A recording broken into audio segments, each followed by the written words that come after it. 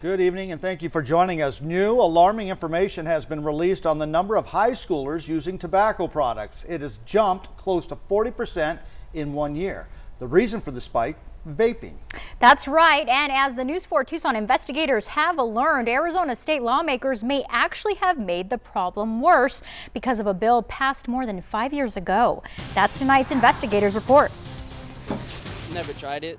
I heard they were getting banned, so just might as well try it. For teens who have tried vaping, many say their first exposure was at school, where products like Juuls are almost as common as pencils and paper. Personally, it's easier to hide. You could take them to the bathroom anywhere and just smoke it anywhere you can.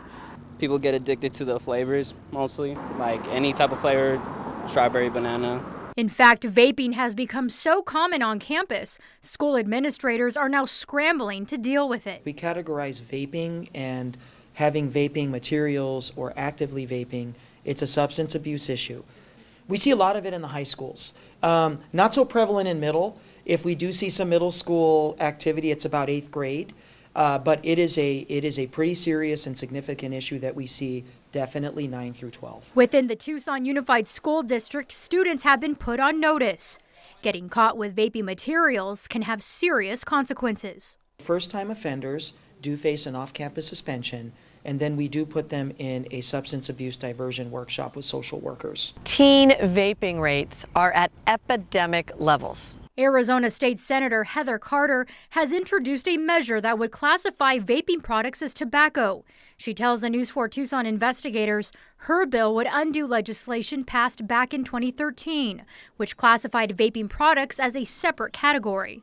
In doing so, it removed electronic products from all of the prohibitions that exist in statute to keep the tobacco products out of the hands of kids. Senator Carter tells the N4 Tucson investigators the goal of her bill is to keep vaping materials out of the hands of kids by making it harder for them to get it in the first place.